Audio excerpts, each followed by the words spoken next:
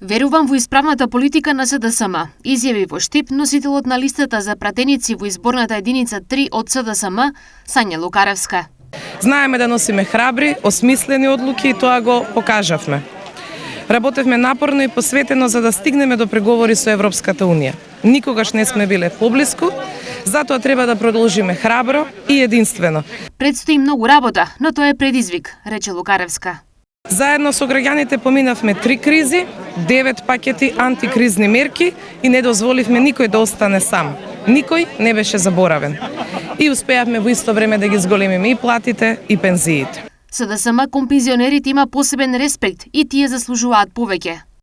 Затоа се обврзуваме на минимална пензија од 20.000 денари, а просечната пензија ќе биде 30.000 денари.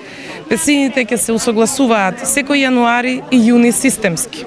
Пензионерите нема да зависат од ничија милост, се им е заслужено и одработено. Имаат право на спокоен живот. Лукаревска очекува победа на СДСМ која ќе биде на сите и за сите. Победата на СДСМ на овие избори ќе биде победа и на сите и за сите.